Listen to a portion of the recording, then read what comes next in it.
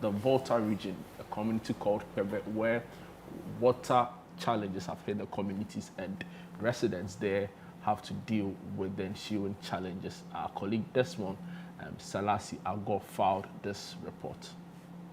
And residents of Ho and its environs have endured severe water shortages due to recurring mechanical failures at the Ghana Water Company Limited's Kpeve headworks.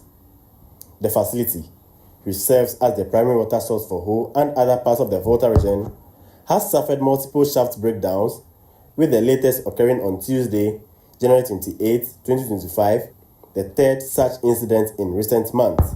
The crisis first gained widespread attention in late 2024, when a similar breakdown left thousands without water for weeks, forcing them to rely on expensive water tankers, boreholes, and untreated water sources. Despite temporary fixes by the Ghana Water Company Limited, the issue keeps resurfacing, raising concerns about the long-term reliability of the region's water supply infrastructure. Sincerely, now that they face the shaft, which is not quite long, and it got spoiled not even 5 days now, I believe we are going to be in a serious problem, because those of us in the whole enclave, we don't have continuous flow of water.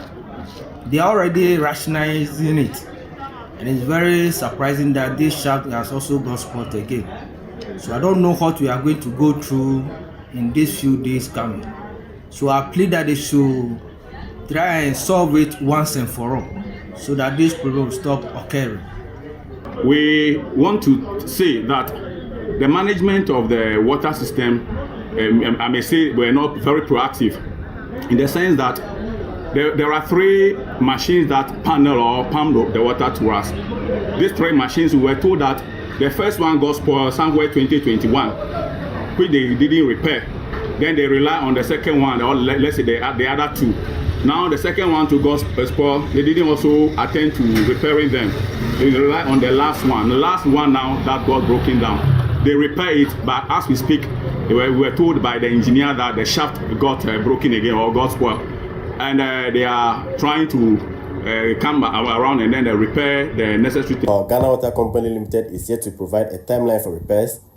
Affected residents are calling on authorities to prioritize lasting infrastructure improvements to prevent further disruptions. We are saying that people of Ho also should have taken the opportunity given to them by the president visiting the region just last week Friday, whereby they will lay this bare fact before the president. Because if the machines that panel water to us are all broken down, it will not take so much money that they cannot buy a brand new set of machine to fix for our water system. Water is life. We need water in. Residents in Ho and surrounding communities are appealing to the Ghana Water Company Limited to find a lasting solution to the water challenges. Reporting for ChannelOne News from the Volta Regional Capital, Ho. My name is Desmond Salasi. Welcome back. This is Sunday Breakfast. Just saw for yourself a report by our colleague in the Volta region, Desmond Salasi Agor, on a faulty shaft in the Kpeve community that has led to severe water challenges in the community. Desmond joins us via Zoom to just tell us more about the current situation and how it's affecting residents in the community. Desmond, good morning and welcome to Sunday Breakfast. Good morning to you. I hope you are keeping well. Yes, please. How about you? I'm doing amazing myself. Thank you. We just saw your report really about the water situation in the Volta region. How long has this particular issue been persistent for? All right, Jude, good morning. And I'll say the water challenges have been here for a very long time. We depended on 3 shafts from the Ghana Water Company Limited's headwork at Kpeve. I can say 2 broke down some years ago. So the residents or areas where the Ghana Water supplies water to have been depending on just one of the shafts, and it got broken in December, late December last year, and it was worked on around 7th or 8th of January this year.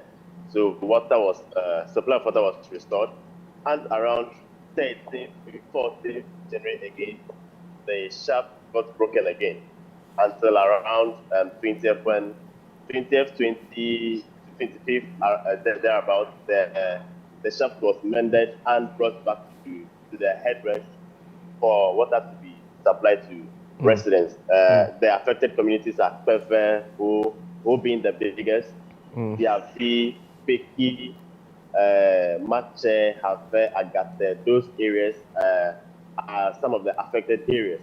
And just last week Wednesday, we experienced another breakdown at the headrest. The the store or the only shaft again got broken down. So residents in Ko, Tiafi, Beki, Kpeve are once again without water. Behind me, you can see some residents coming to fetch water here at the washing bay. This has become one of the points where residents come each day to fetch water. It's a Sunday morning. People are going to church, but I can see some of them here. Just some have left, so we would have sent the numbers here some 20 minutes ago. Because they are going to church. Some have to just leave their gallons here for families to come back to come and fetch the water for them. So this has been a challenge here in some parts of the whole region where residents have been without water. I spoke to the engineer some time ago. According to him, they have to import the shaft from outside the country, but that is yet to be done. So they are only hope, or what they do now is to just mend the broken shafts. And this because it's been here since 1991. Pressure on the shaft keeps increasing daily as the population of Ho and the surrounding communities keep increasing. So it's putting pressure on the shaft. The reason why it keeps getting broken down each and every day. Right. Desmond, this water that the residents are fetching now, is it well water? Is it for free? Tell us about that. So where I am standing currently, it's a borehole that people are fetching here. It's not for free. Behind me, you can see cars being washed here. So which shows that it's a washing bay. So what we usually depend on at washing bays are the boreholes. So yeah, it's not free. People are fetching boreholes. But when you go to other parts of the community or in Ho, it's mainly boreholes. But when you go to other parts of outside Ho, people mainly depend on the streams and also some rivers. When you go to Beki, when you go to Kpeve, Kpeve, they have to depend on the Volta River to get water. That's where the source is derived from, the source for Ghana Water Company Limited before it's treated. But for now, people in Kpeve just have to go directly to the river, fetch and bring to their homes for their daily use. But when you come to bigger communities like Ho, where people are privileged enough to have boreholes, they come to the washing bays to fetch water for their use at home. How much is a gallon? You said it's not free. How much is a gallon? Do you know?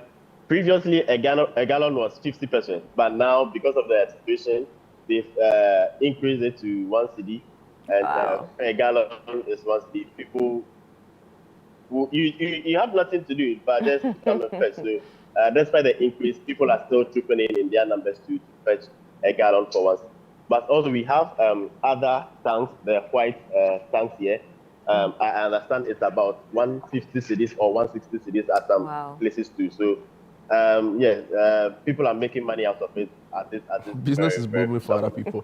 Wow. Talk to us. You know, we understand that not only homes and residents, let me say, have been affected. We understand the hospitality industry has also taken a hit with this. So has hospitals, even more seriously. Have you engaged any of these service providers, specifically the hospitals, and how are they managing this situation?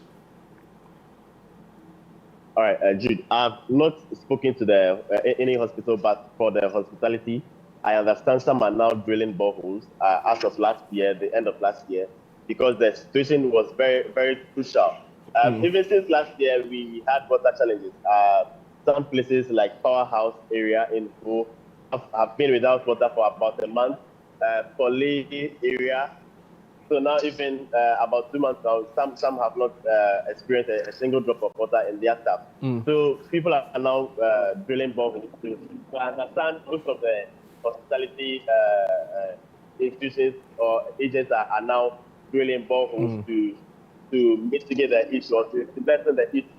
So, but for the hospitals, I can't confidently say or give you where they are getting their water from. But from what I'm hearing, some get their water from the Ghana National Fire Service and also the borehole people who sell water from the borehole.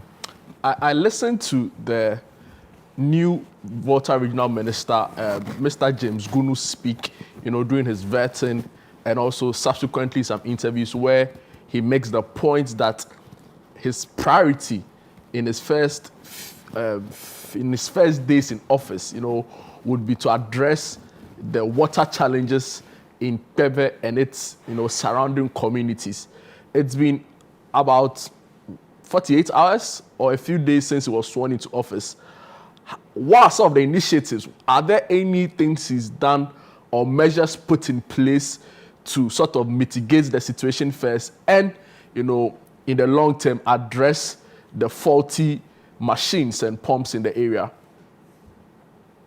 All right, Jude, I'm yet to hear from Honorable James Gunu, but what I can say is during the previous visit, the thank you tour of the president, His Excellency John Dramani Mahama, he, together with the regional minister, say they were going to ensure that the broken shafts are going to be fixed permanently, so to ensure water supply to the affected areas are solved. But for now, I don't know what they are doing, but I can confidently say the president, His Excellency John Dramani Mahama, the regional minister, James Gunu, are working behind closed doors to ensure that supply of water or the problem at the headworks is solved permanently. Have you heard from the assembly? This is in Kpeve, it's the South Dai district, right? If I'm correct. Yes, that's South Dai. Yes. Have you heard from the district assembly? Have they also put in place any mitigating measures to, in the short term, bring relief to residents in their community? All right, so not just the South Dai Assembly, it also includes the whole central municipality. So speaking to some of these people, I wanted to go to the South Dai, but I understand the DC there was not exposed. Coming to the home municipality to the MC wasn't also exposed. But from the presiding member for home central said they've been engagement since 2024 to ensure that the problems are fixed permanently. But what is preventing them is financial issues. According to him, they will have to import the items from outside the country, but they are to get clearance for importation and also to bring it to the headwork at Kpeve for fixing and also to ensure that the supply of water is restored to the affected communities. But from what indications we've gotten from the president and also the new regional minister, I can confidently say things are going on behind closed doors to ensure that all these things are solved permanently. Did they give any timelines? The regional minister, Honorable James Gunu, did he, lay out any timelines to which they'll be able to bring relief to residents? For now, we are yet to hear officially from him, so we can't pinpoint what timelines they've set. And also the Ghana Water Company Limited are tight-lipped now. They are not issuing any other statements apart from the one they issued on the 30th of January. So aside that, we can't say or know what they are doing behind. All right. So, Desmond, thank you so much for your report. Keep following up on the issue. As and when there are any updates, please do make sure we get to know of it. But thank you so much for the reportage. Thank you, Jude. Thank you. Thank you. All right, so you just heard our colleague in the Volta region, Desmond Selassie Agor. This has been actually persistent for some time. In part, since last year. And it became more pronounced at the beginning of the year when residents in Ho, started complaining, raising issues, talking about the issue more and more. in the vetting of Honorable James Gunn, who's the new regional minister, you know, questions were asked about, you know, his priority areas in terms of, you know, dealing with issues confronting residents or, you know, citizens in the Volta region. And, you know, he mentioned the fact that they need to pay attention to some of these things. Of course, you're going to talk about tourism and all of that. But if these issues keep persisting, right, then my concern is that his broader aim of, you know, trying to make the Volta region a tourism hub like he keeps on hammering will be hampered. And for me, you see how people are struggling to fetch water. Already we are dealing with a cholera outbreak, right, in parts of the country. You know, it raises so many questions. I've heard health authorities in parts of the region talk about the fact that they have to rely on, you know, alternative water sources where they are not sure of, you know. So it raises very serious health implications. It raises very, even financial implications, right? Because people who are in the construction industry have to now raise prices because they have to go buy water from far places. You know, you're not sure hygiene issues, you're not sure of the water, you know, food sellers are using in their cooking. So it's a serious issue. We have a new regional minister. They have a new regional minister, James Gunu. He's been speaking big, you know.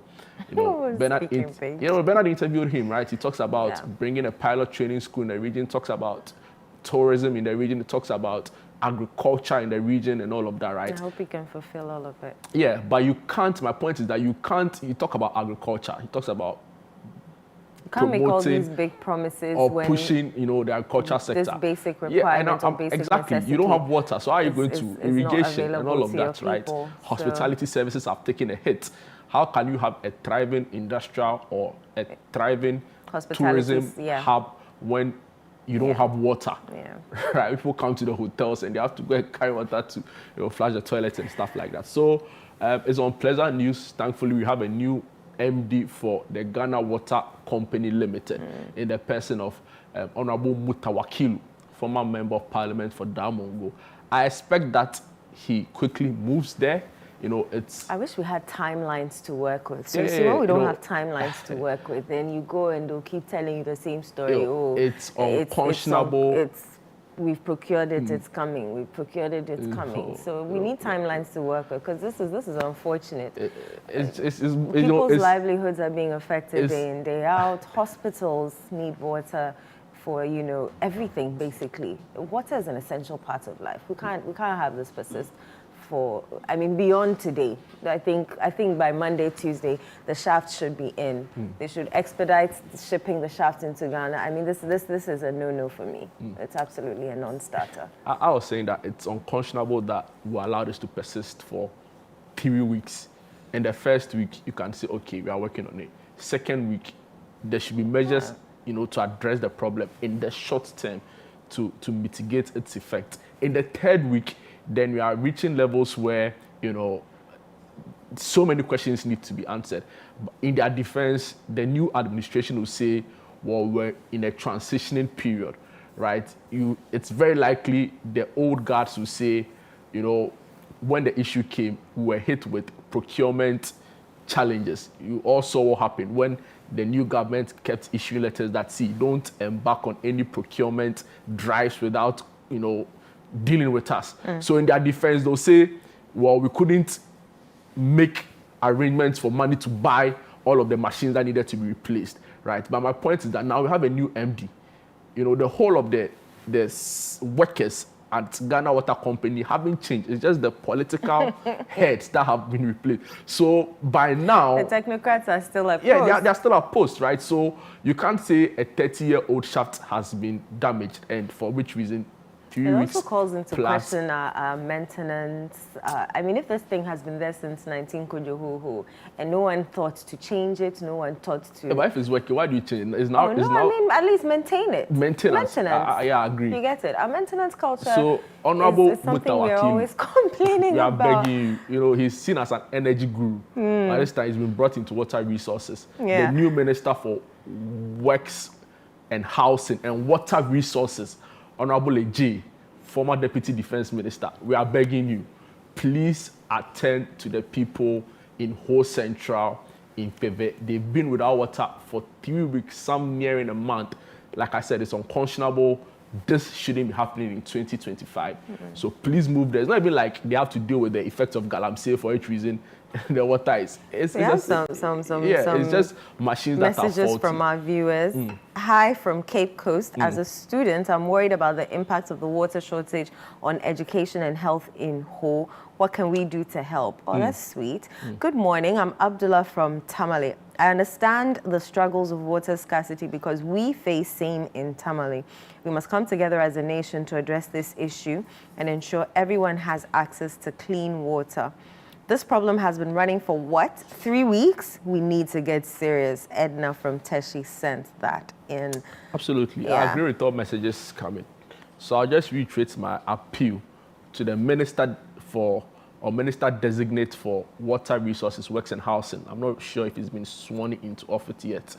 And also the Ghana Water Company Managing Director, Honorable Mutawakilu. Please, let's swiftly, I know you are probably working behind the scenes, but it's important you also update us on the progress so as to, calm the fears of residents in the area and also to assure them that help is coming. Other than that, the goodwill, they keep saying we want 1.7 million. Yeah. Whatever that can turn around very quickly. Exactly. Yeah. Exactly. Right. Exactly. To go on break? I wish, but I want us to remind our viewers of the big question. There are actually some messages on that. Yeah, I want us to you ask can them, get that. some more, then we put all of them out. I'm still not clear. I've been thinking about it myself, and I'm still forming opinions on a lot of the things we saw in Parliament last Linda week. in Dansuman says, what is the Ghana Water Company saying about the root cause of the broken shaft? Because I don't get it. Linda, we also don't get it. We also don't, Charlie. We also don't get it. In Parliament, some of them, what we asked our viewers, some of them have sent in some of their messages. I want to ask that MP describing the damage as minor. That the ignorance of the law is not an excuse. That's Daniel from Hohoi. Good morning. Atefua should know that, I think Asefua rather, should know that natural justice is used not when the parties are at war, but at the point of settling disputes before a punishment is given, and the Speaker has suspended them to appear formally at the committee. Alexander Tinkran in Medina sent that in. Well, thank you, Alexander. So you doing the watching out there, what do you make of all that's transpired in Parliament from the commencement of the vetting, which started with the vetting of Minister of Finance, Dr. Keso Ban Atoforsi, up until, Honorable Samuel Kudjeto Ablakwe's vetting, during which the minority recused themselves, the fights that happened, the insults that were traded, of course, CEOs walking in at a point. Honorable Kojo Nkrumah told us that there were tags in the perimeter where the vetting was happening, seeking to attack members of the minority. We don't know that for sure. But share with us your views, your what you think about all that's transpired in Parliament in the last 2 weeks or more when the vetting comments. We'll be happy to read out all of your messages, your comments, your contributions, your experiences. If you were there, you could also share with us. We'll be glad to read all of that across for you. Remember to use the hashtag Sunday Breakfast across all social media platforms or the WhatsApp line 0204 447 033